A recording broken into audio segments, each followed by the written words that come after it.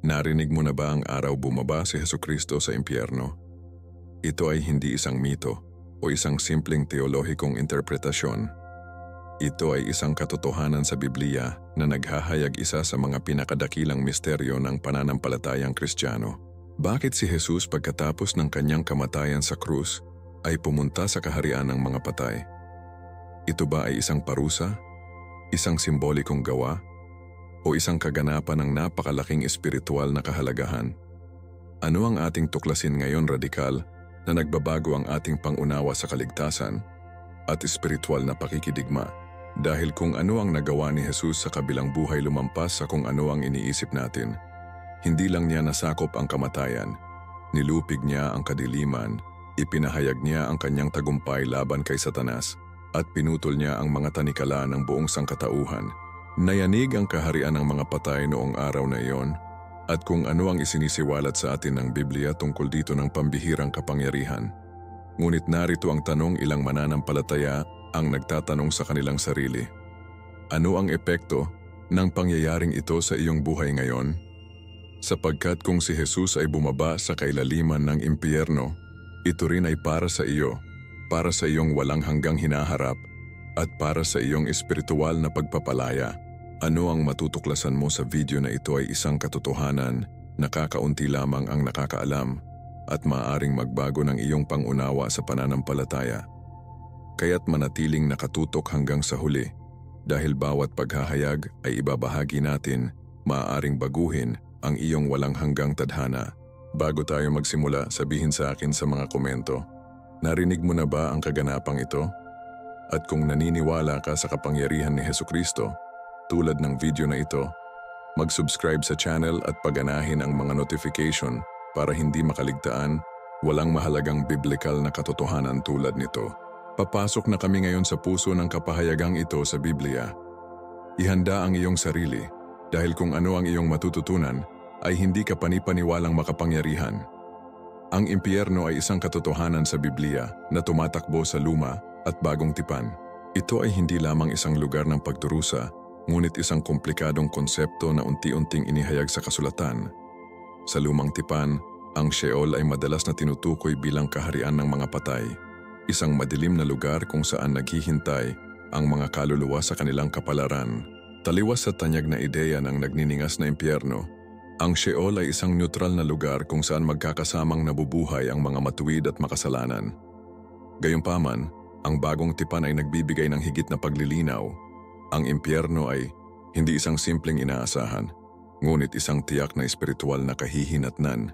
Si Hesukristo ay madalas na nagsasalita tungkol sa Gehenna, isang terminong tumutukoy sa isang lambak malapit sa Jerusalem kung saan sinusunog ang mga basura at mga bangkay. Ang lugar na ito, na kasing kahulugan ng pagkawasak at karumihan, ay nagiging isang matibay na larawan ng walang hanggang kaparusahan na nakalaan para sa mga tumatanggi sa Diyos. Ang bagong tipan ay nagpapakilala ng isa pang mahalagang konsepto, Hades, na makikita bilang katumbas sa Griego ng Sheol. Di tulad ng Sheol, minsan ay inilalarawan ng Hades bilang isang lugar ng pansamantalang pagdurusa kung saan naghihintay ang mga kaluluwa sa huling paghatol. Sa kwento ng mayaman at ni Lazarus, Lucas 16:19-31, nilinaw ni Jesus na ang Hades ay isang lugar ng pagdurusa para sa mga hindi pinansin ang katarungan ng Diyos. Ngunit hindi pa ito ang huling hantungan ng mga sinumpa. Inihayag ng Apokalipsis na ang Hades mismo ay itatapon sa isang mas kakilakilabot na lugar, ang lawa ng apoy, Apokalipsis 20:14.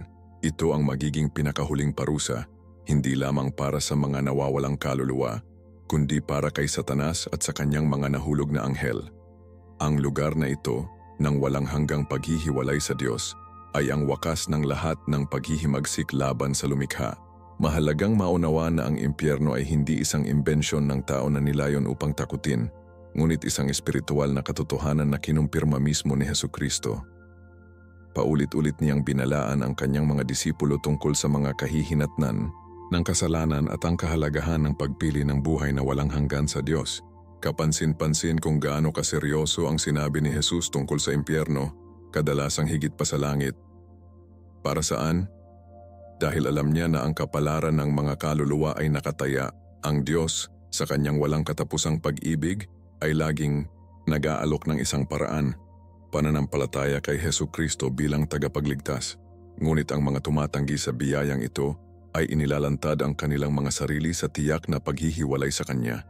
Ang ilang mga tao ay nagtatanong, maaari ba talagang magpadala ng mga kaluluwa ang isang mapagmahal na Diyos sa impyerno? Malinaw ang sagot sa Biblia. Hindi nais ng Diyos na ang sinuman ay mapahamak, sa 2 Pedro 3:9, ngunit iginagalang din niya ang malayang pagpapasya. Ang impyerno ay hindi nilikha para sa sangkatauhan, ngunit para kay Satanas at sa kanyang mga anghel, Mateo 25:41. Gayunpaman, ang mga taong pinipiling lumayo sa Diyos ay natural na sumusunod sa landas ng pagtanggi sa banal na biyaya. Ito ang dahilan kung bakit tinatawag ng Biblia ang lahat sa isang mahalagang desisyon. Ito ay hindi isang tanong ng takot, ngunit ng pagpili. Sundin si Jesus o lumayo sa Kanya. Sa pamamagitan ng mga paghahayag na ito, nagiging malinaw na ang pagkaunawa ng Biblia sa impyerno ay hindi isang simpleng mito o metapora. Ito ay isang espiritual na katotohanan na nag-uudyok sa pagmumuni-muni. Saan natin gustong gumugol ng walang hanggan? Dito nagkakaroon ng buong kahulugan ang papel ni Hesukristo. Ang kanyang sakripisyo ay hindi lamang para magpatawad ng mga kasalanan, kundi para iligtas tayo sa walang hanggang paghihiwalay na ito. At ito mismo ang ating tutuklasin sa susunod na punto. Bakit si Jesus ay bumaba sa impyerno pagkatapos ng kanyang kamatayan sa krus? Kapag pinag-uusapan natin ang pagkamatay ni Hesukristo, naiisip natin kaagad ang krus at ang muling pagkabuhay. Ngunit ano ang nangyari sa pagitan ng dalawang pangyayaring ito? Ang Biblia ay naghahayag ng isang kamanghamanghang misteryo sa atin. Pagkatapos ng kanyang huling hininga, si Jesus ay bumaba sa impyerno. Pero bakit? Taliwas sa kung ano ang maaaring isipin ng ilan, ito ay hindi upang dumanas ng kaparusahan. Si Jesus ay hindi kailanman naging bilanggo ng kamatayan. Siya ay bumaba sa kaharian ng mga patay upang ipahayag ang isang mahalagang katotohanan, ang kanyang ganap na tagumpay laban sa kasalanan, kamatayan at Satanas. Sa 1 Peter 3:18-20, nasusulat na si Jesus ay nangaral sa mga espiritong nasa bilangguan, isang pahayag na nagbangon ng maraming tanong. Sino ang mga espiritong ito? Bakit nagpadala si Jesus ng mensahe sa kanila pagkatapos ng kanyang kamatayan? Upang maunawaan ang banal na misyon na ito, kailangan nating bumalik sa sinaunang panahon. Mula nang bumagsak ang sangkatauhan, isang kalaliman ang nilikha sa pagitan ng Diyos at ng mga tao. Maging ang mga matuwid na tao sa lumang tipan, tulad nina Abraham, Moises at David, ay hindi pa makakapasok sa ganap na presensya ng Diyos dahil ang perpektong sakripisyo ay hindi pa nagagawa. Iniligtas sila ng kanilang pananampalataya, ngunit naghihintay pa rin sila ng tiyak na pagtubos. Dito, pumapasok si Jesus. Sa pamamagitan ng pagbaba sa impyerno, ipinahayag niya ang pagpapalaya ng mga naniwala sa pangako ng Mesyas. Sa wakas ay binuksan niya ang mga pintuan ng langit sa mga matuwid na naghihintay ng katubusan. Ngunit ang kanyang misyon ay hindi titigil doon. Si Jesus ay hindi lamang nagsasalita sa mga matuwid, kundi pati na rin sa mga mapanghimagsik na espiritu. Sinasabi sa atin ng Colossus 2:15 na inalis niya ang mga pamunuan at mga autoridad at ginawa silang hayagang panoorin na nagtagumpay laban sa kanila sa pamamagitan ng krus. Sa madaling salita, ang kanyang pagpasa sa beyond ay isang gawa ng tagumpay. Ang mga kapangyarihan ng demonyo ay nakikita ng kanilang sariling mga mata na ang kanilang paghahari ay tapos na. Inakala ni Satanas na siya ay nanalo nang makita niyang si Jesus ay namatay sa krus, ngunit ito ay lubos na kabaligtaran. Binago ni Jesus ang kamatayan sa tagumpay at ang kanyang pagpasa sa impyerno ay ang opisyal na anunsyo ng pagkatalo ng kadiliman. Dito natin makikita ang isang makapangyarihang aral para sa ating pananampalataya. Gaano kadalas natin nararamdaman na tayo ay nakakulong sa espiritual na mga bilangguan, nabibigatan sa ating mga pagkakamali, ating mga takot o ating mga kabiguan. Gayunpaman, nagawa na ni Jesus ang lahat, bumaba siya sa kailaliman ng kaharian ng mga patay, upang hindi na natin maranasan ang tiyak na pagkahiwalay sa Diyos. Ang kanyang sakripisyo ay hindi lamang isang simbolikong gawa, ngunit isang konkretong aksyon na pumutol sa mga tanikala ng espiritual na pagkabihag. Ang tanong ay, tinatanggap ba natin itong kalayaang iniaalok niya sa atin? Sa pamamagitan ng pagbaba sa impyerno, si Jesus ay nagtakda ng isang malinaw na mensahe, wala nang huling salita ang kamatayan. Ang tila pinakadakilang pagkatalo ay naging pinakamaluwalhating kaganapan sa kasaysayan. At ito ang ating tutuklasin pa sa mga sumusunod. Ano ang eksaktong misyon ni Jesus sa kabilang buhay? Kung si Jesus ay bumaba sa impyerno, ito ay hindi upang gumala sa kadiliman o upang mapangibabawa ng kamatayan. Pumunta siya doon bilang isang mananakop na may tiyak at maluwalhating misyon. Malayo sa pagiging bilanggo, siya ang tagapagpalaya. Ipinakikita sa atin ng Biblia na sa loob ng maraming siglo, ang mga kaluluwa ng mga matuwid ay naghihintay sa pagdating ng Mesiyas. Sina Abraham, Moses, David at napakaraming iba pang mga taong may pananampalataya ay hindi pa ganap na nakatanggap ng pangako ng kaligtasan dahil ang kasalanan ay naghihiwalay pa rin ng sangkatauhan sa Diyos. Ito ang dahilan kung bakit nang si Jesus ay bumaba sa impyerno, siya ay dumarating magbigay daan sa pagtubos. Ang kanyang perpektong sakripisyo sa krus ay ang nawawalang halaga para mapalaya ang mga kaluluwang ito. Ito ay kung paano niya na isa sa katuparan ang ipinangako mula noong Genesis ang kabuuang pagpapanumbalik ng relasyon sa pagitan ng Diyos at sangkatauhan. Ngunit ang misyon ni Jesus ay hindi huminto lamang sa pagpapalaya sa mga matuwid. Siya rin ay naparito upang ipahayag ang paghatol sa mga tumanggi sa Diyos. Sa John 3:19, sinasabing, ang liwanag ay naparito sa sanlibutan at inibig ng mga tao ang kadiliman kaysa sa liwanag, sapagkat ang kanilang mga gawa ay masama. Malayo sa pagiging simpleng babala, ito ay isang espiritual na katotohanan. Yaong mga tumatanggi sa banal na biyaya ay nananatiling nakakulong sa kanilang sariling pagpili. Malinaw na ipinahayag iyon ni Jesus, ang kaligtasan ay iniaalok, ngunit dapat itong tanggapin. Ito ay isang pangunahing katotohanan na nakikita pa rin natin ngayon. Ang bawat isa ay malayang sumunod sa Diyos o lumayo sa Kanya, ngunit dapat nating malaman na ang ating mga desisyon ay may walang hanggang kahihinatnan. Pagkatapos gumawa si Jesus ng isang anunsyo na nagbabago sa lahat. Ang kasalanan at kamatayan ay natalo. Ang sakripisyo ng krus ay hindi lamang isang gawa ng pag-ibig, ngunit isang ganap na tagumpay laban sa mga puwersa ng kasamaan. Ipinapahayag niya ang kanyang tagumpay laban kay Satanas at tiyak na sinisira ang kanyang autoridad sa mga naniniwala sa kanya. Colosas 2:15.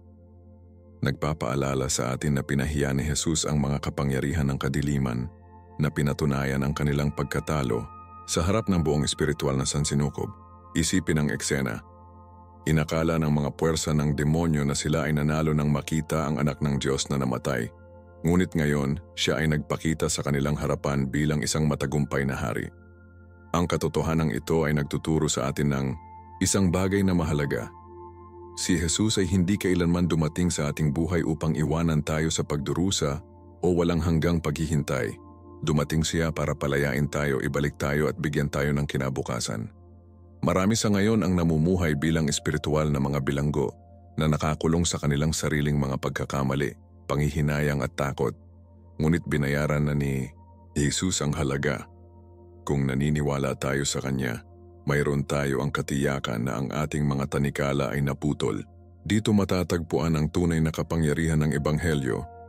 Wala na tayo sa ilalim ng pagkaalipin ng kasalanan, kundi sa ilalim ng biyaya ng Diyos. At ang misyon na ito ay nagtatapos sa pinakamahalagang kaganapan sa kasaysayan, ang muling pagkabuhay ni Jesus. Dahil pagkatapos na bumaba sa kailaliman ng higit pa, hindi siya nananatili sa kamatayan. Siya ay nagwagi na nagpapatunay na ang buhay ay nagtatagumpay sa kamatayan. Ito mismo ang ating tuklasin sa susunod na punto. Ang pagtatagumpay ni Jesus at ang mas malalim na kahulugan ng kanyang muling pagkabuhay. Sa umaga ng ikatlong araw, isang kaganapan ang naganap na nagbabago sa buong kasaysayan ng sangkatauhan. Si Hesukristo ay lumabas sa libingan, buhay. Matapos bumaba sa impyerno at ipahayag ang kanyang tagumpay, hindi siya nananatiling isang bilanggo ng kamatayan. Siya ay ganap na nagtagumpay na pinatutunayan minsan at magpakailanman na ang kapangyarihan ng Diyos ay mas malakas kaysa sa kasalanan, kaysa sa pagdurusa at maging sa kamatayan mismo. Sa unang Korinto 15, kampi mo, isinulat ni Apostol Pablo ang makapangyarihang mga salitang ito. O kamatayan, nasaan ang iyong tagumpay? O kamatayan, nasaan ang iyong tibo? Sa madaling salita, nawala ang kapangyarihan ng kamatayan sa mga naniniwala kay Hesukristo. Ito ay hindi na isang wakas ngunit isang daan patungo sa buhay na walang hanggan. Ang muling pagkabuhay ni Jesus ay hindi lamang isang kahangahangang himala, ito ay ang pundasyon ng pananampalatayang Kristiyano. Kung si Jesus ay hindi nabuhay muli, ang kanyang misyon ay hindi magiging ganap. Ngunit sa pamamagitan ng pag-alis, sa puntod pinatunayan niya na siya nga tunay na anak ng Diyos, na lahat ng inihayag niya ay totoo, at iyon ang kaligtasan ay magagamit na ngayon sa lahat ng naniniwala sa Kanya. Ang Ebanghelyo ay hindi magiging mensahe ng buhay kung ito ay tumigil sa krus. Ngunit nagtatapos ito sa ganap na tagumpay ni Jesus sa lahat ng bagay na makapaghihiwalay sa sangkatauhan sa Diyos. Ang kanyang tagumpay ay atin din. Sa Kanya, mayroon tayong katiyakan na ang kamatayan ay wala na ang huling salita. Ang sandaling ito ay nagmamarka rin simula ng bagong panahon. Nang magpakita si Jesus sa kanyang mga alagad pagkatapos ng kanyang muling pagkabuhay, binigyan niya sila ng malinaw na misyon. Pumunta sa buong mundo at ipahayag ang mabuting balitang ito. Mateo 28:19-20. Ito ay patunay na ang muling pagkabuhay ay hindi lamang isang kaganapan mula sa nakaraan, ngunit isang katotohanan na nagpapabago pa rin sa buhay ngayon. Si Jesus ay hindi nanatili sa libingan, siya ay buhay, at siya ay patuloy na kumikilos. Siya ay umaaliw, siya ay nagpapagaling, siya ay nagliligtas. At ang kapangyarihang muling pagkabuhay na ito ay laging magagamit sa mga naglalagak ng kanilang pananampalataya sa Kanya. Kung ang muling pagkabuhay ni Jesus ay isang katotohanan, kung gayon ang buhay na walang hanggan ay tiyak sa mga naniniwala. Ito ay hindi lamang tungkol sa pamumuhay pagkatapos ng kamatayan, ngunit tungkol sa karanasan ngayon din ang kapangyarihan ng Diyos sa ating pang-araw-araw na buhay. Napakaraming tao ang namumuhay na parang humihinto ang lahat dito, nakakalimutan na si Jesus ay buhay na patunay na mayroon higit pa sa makalupang pag-iral na ito. Ang kanyang tagumpay laban sa kamatayan ay nagpapaalala sa atin na ang bawat espiritual na pagpili ay mahalaga. At iyon mayroon tayong walang hanggang patutunguhan. At tiyak na ang tanong na ito ang nagdadala sa atin sa huling punto. Ang pagpili na dapat gawin ng bawat tao. Si Jesus ay nag-alay ng kaligtasan sa lahat, ngunit mayroon tayong responsibilidad na tanggapin o tanggihan ang banal na kaloob na ito. Anong desisyon ang gagawin natin? Kung nagawa ni Jesus ang lahat sa pamamagitan ng kanyang kamatayan at muling pagkabuhay, kung gayon ang mahalagang tanong ay nananatili, ano ang gagawin ng sangkatauhan sa hindi matatawaran na kaloob na ito? Ang Ebanghelyo ay malinaw. Nag-aalok ang Diyos ng kaligtasan sa lahat, ngunit nasa bawat tao na gumawa ng kanilang sariling pagpili. Sa John 3:9 nasusulat, sapagkat kayo na lamang ang pag-ibig ng Diyos sa sanlibutan na ibinigay niya ang kanyang bugtong na anak upang ang sinumang sumampalataya sa Kanya ay hindi mapahamak kundi magkaroon ng buhay na walang hanggan. Ang talatang ito lamang ang nagbubuod sa plano ng kaligtasan. Ang pag-ibig ng Diyos ay napakalaki, ngunit nangangailangan ito ng tugon. Hindi pinipilit ni Jesus ang sinuman na sumunod sa Kanya, ngunit tinatawagan niya ang lahat na gumawa ng mahalagang desisyon, maniwala sa Kanya o tanggihan siya. Marami ang nagtatanong, kung ang Diyos ay pag-ibig, bakit may impyerno? Ang sagot ay simple, hindi pinipilit ng Diyos ang sinuman na makasama siya. Nilikha niya ang tao na may malayang pagpapasya na laging nagbibigay sa kanya ng pagpili sa pagitan espiritual na buhay at kamatayan. Si Jesus mismo ay nagbabala sa atin na ang impyerno ay hindi kailanman inihanda para sa mga tao, ngunit para sa si Satanas at ang kanyang mga anghel. Mateo 25:41. Ngunit ang mga tumatanggi sa banal na biyaya ay pinipili para sa kanilang sarili na mahiwalay sa Diyos para sa kawalang hanggan. Ito ay isang mahirap na katotohanan, ngunit itinatampok nito ang pagkaapurahan ng desisyon na dapat gawin ng lahat. Ang paniniwala kay Jesus ay hindi isang simpleng relihiyosong pagdirikit, ito ay isang pagpipilian na nagbabago ng isang buhay. Yaong mga naglalagak ng kanilang pananampalataya sa Kanya ay nakakaranas ng kapayapaan na hindi maaalis ng wala at kahit sino man.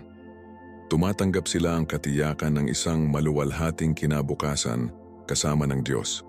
Sa kabaligtaran, ang pagwawalang bahala sa panawagang ito, pagpapaliban o pagpili na mamuhay ng walang Diyos ay nagdudulot ng walang hanggang panganib.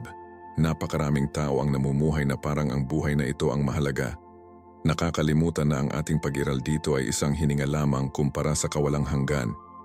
Ang pagpili ay totoo at ang mga kahihinatnan ay hindi maibabalik.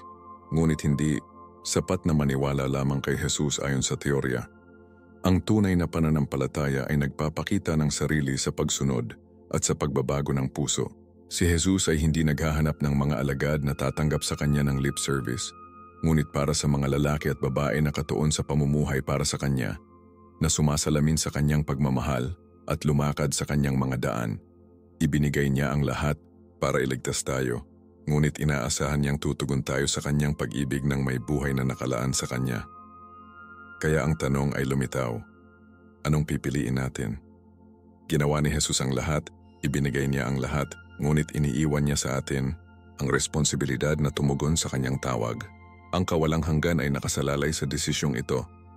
Ngayon mayroon kami ang natatanging pagkakataon na magsabi ng oo kay Jesus, upang sundin siya at mamuhay sa buhay na inihanda niya para sa atin. Hindi pa huli ang lahat para tanggapin ang kanyang pagmamahal at maglakad kasama niya. Ang pagpipiliang ito ay nasa ating mga kamay. Matapos tuklasin ang kamangha-manghang katotohanan ito sa Biblia, isang mahalagang tanong ang nananatili.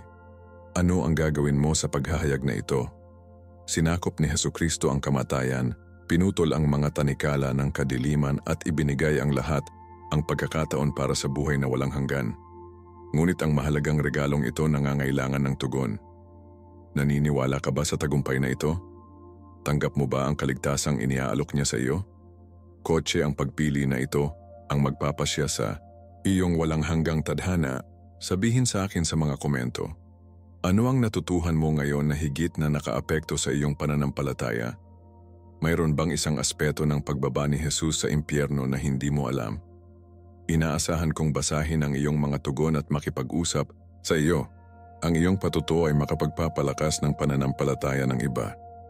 Kung ang mensaheng ito ay nakaantig sa iyong puso, mag-subscribe sa channel at paganahin ang mga notification dahil nag-explore kami bawat linggo malalim na katotohanan mula sa Biblia na maaaring baguhin ang iyong buhay. At higit sa lahat, ibahagi ang video na ito sa isang taong kailangang marinig ang katotohanan ito. Sa wakas, huwag ka pa umalis. Isa pang malakas na mensahe ang naghihintay sa iyo sa screen. Mag-click ngayon at alamin isa pang mahalagang kapahayagan sa Biblia na maaaring magbago ng iyong pananampalataya magpakailanman.